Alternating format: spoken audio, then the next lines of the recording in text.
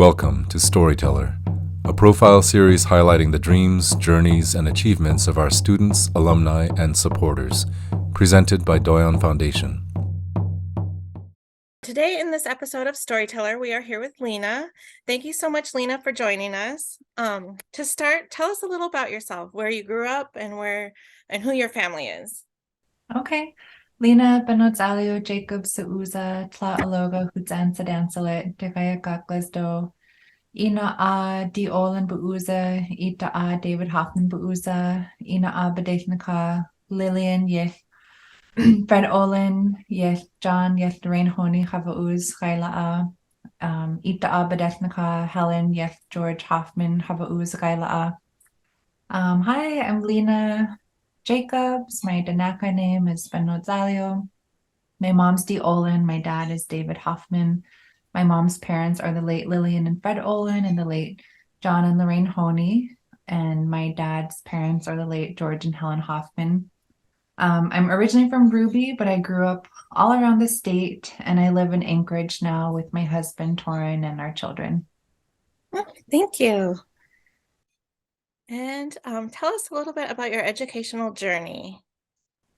I did my undergrad studies at Willamette University in Salem, Oregon, and I did a double major in anthropology because I was really interested in studying Indigenous cultures, and quickly ran out of all of the courses that had to do anything with studying living Native cultures at that small school in Oregon. And so I ended up transferring home twice and did a semester at UAA and a semester at UAF to take a bunch of classes in the Alaska Native Studies department. And then my other degree was in Spanish because I had done a Rotary Youth Exchange program to Spain my last year of high school and learned the spoken language, but wanted to learn more how to write and read and whatnot. And then I went to grad school at the University of California, Berkeley for a master's in public policy. Oh, wow. Thank you. Yeah. The next question is, why did you choose the field of study? I just explained a little bit about anthropology and Spanish. I knew when I went to school for those things that I wasn't going to become an anthropologist for my profession. I knew I wasn't going to become a Spanish teacher. I chose those two subjects because they just excited me, and I really loved learning what I was learning. And I chose that because it would keep me engaged in school and keep me enjoying school. But I knew I wasn't going to do either of those things professionally.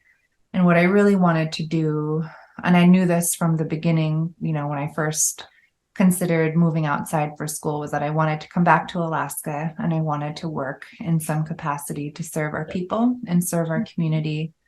And I got involved with a couple of organizations that really focused on public policy and leadership development. And I thought that public policy would be kind of an avenue for me to look at some of the systemic change that I thought needed to happen to really support like the wellness and well-being of our communities. And so I chose public policy and learned a lot just about governance structures and policies and systems, and learned a little bit about how to influence change in those areas. And that's kind of where I work, one of the areas where I work now. Oh, okay, thank you. Next one is, how did your education get you where you are today?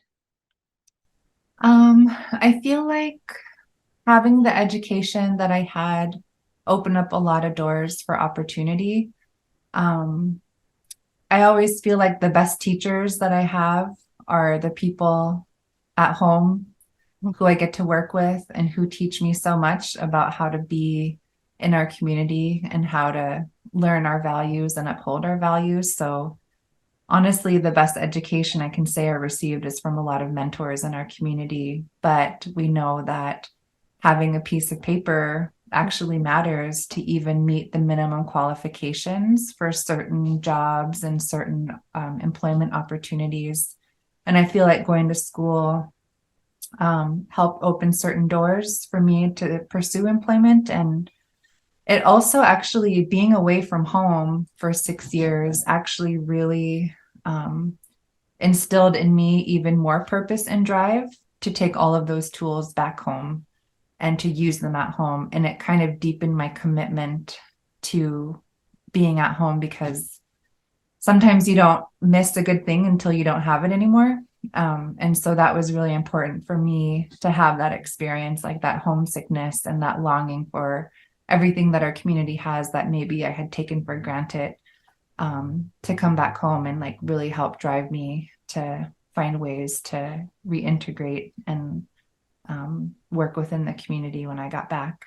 I don't know if that fully answers your question, though. Oh, yes. Okay. Thank you. The next question is, what was the biggest challenge you faced in your educational journey and how did you overcome it? I got really homesick. And the thing that helped me, so when I went to Willamette, my older sister, Margaret, who's 2 years older than me, she was going to the University of Portland, and she actually transferred to Willamette as a junior when I entered as a freshman. And so having my older sister there was amazing. I loved being able to go to school with her and have family right there. And I think if she weren't there, I don't know if I would have ended up staying.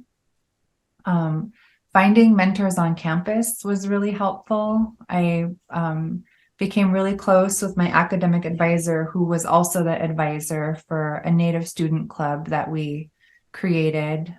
Finding other Native students on campus and sort of trying to build a community and build an awareness and a presence for Native students on campus really helped me feel a little more at home. And then challenging myself to learn about new cultures and new places and new people that I had never known about or been exposed to. And so I had a lot of fun meeting people from all over the world and learning a new language and just really getting involved on campus. I think student involvement really, really helped.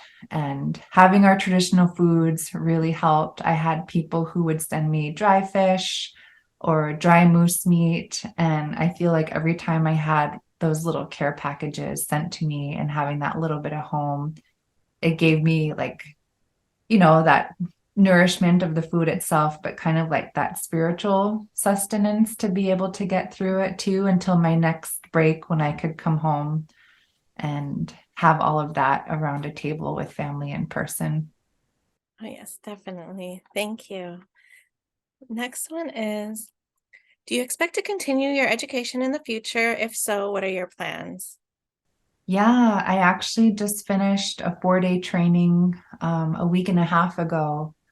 And a lot of the training that I'm looking into now has to apply directly to the work that I do as part of the Alaska Native Birthworkers Community. So the trainings that I'm really excited about are things like the full spectrum Indigenous doula training, the Indigenous breastfeeding counselor training.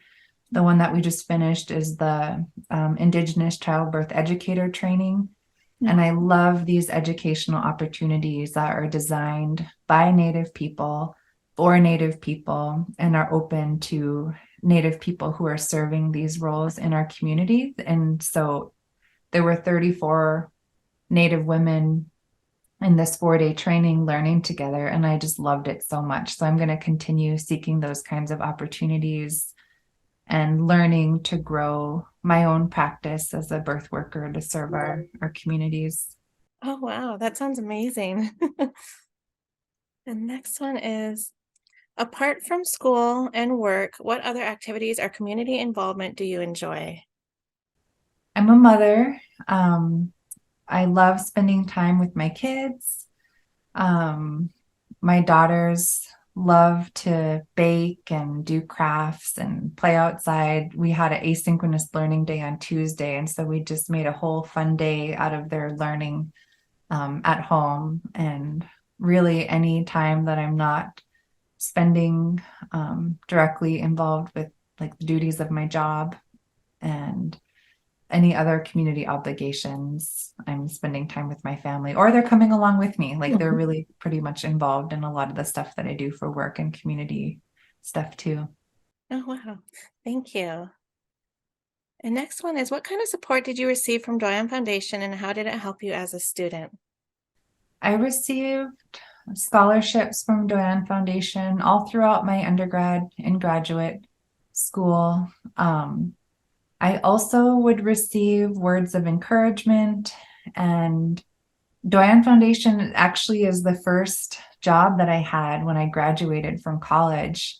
So Doyon Foundation played a huge role in helping boost my professional development and my learning.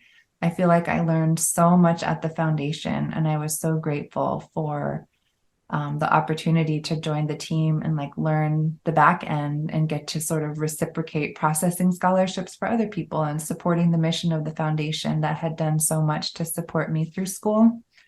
I also served on the board, and that was a huge learning experience for me as well. That was the first time I had ever served on a nonprofit board, and I loved that opportunity so much. I loved the peers that I got to work with. I loved working with you and the staff. I learned so much from there too. So I feel like the foundation, it's offered me financial support. It's offered me like on the job training and learning in my first job after graduating. It offered me like community development to learn how to serve on a board for our people. And I feel like I've gained so much from this family. Thank you. Thank you so much. And next one is, what role does your culture or native language play in your life? My kids and I practice our language every day. Sometimes it's just a handful of words that we know that have replaced our English words. We have little stickers around the house. During the pandemic, when Dewey and some other folks from the foundation were hosting the regular Zooms, we incorporated that into their online learning. So we were doing the NACA together a couple of times a week. We've got all kinds of books that we look through together to learn words or read about stories. My girls are also Yupik and Inupiaq on their dad's side, and they go to the Yupik immersion school here. So every day they're immersed in their other heritage language and culture.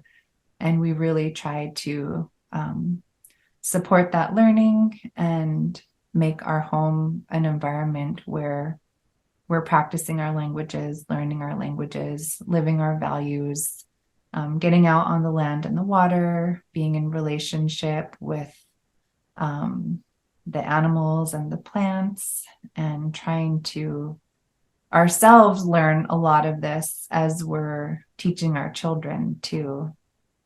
So it's a daily pursuit of trying to be really thoughtful and intentional about living by our values and living and learning through our language. We could always do more, of course, but there are a few things that we've tried to make part of our daily routine. Thank you. That's amazing. Next one is, do you have any words of advice or encouragement for students today? Yeah, two of my kids are in college now, so I feel like I have these words of encouragement and advice probably weekly with my own kids. And one of the things that I was sharing with one of my kids on a recent call is that the people who work and live on the campus are there because, well, I can't assume intention, but I would think that a lot of people are there because they really, really care about student success, and they really, really want people who choose that campus to do well, and that it's really important to reach out to those folks if you need additional resources, and don't wait until you get that D or that F on the test to have that be the marker of, okay, I could probably use some additional support, but seek out, do kind of a survey of what the resources are, for academic support, for social support, emotional support, spiritual support. And so many campuses have invested so much into making sure that they're building up their students for success, that they have entire departments that exist just to support students, and to not underestimate those resources and to not feel shy about reaching out and taking advantage of that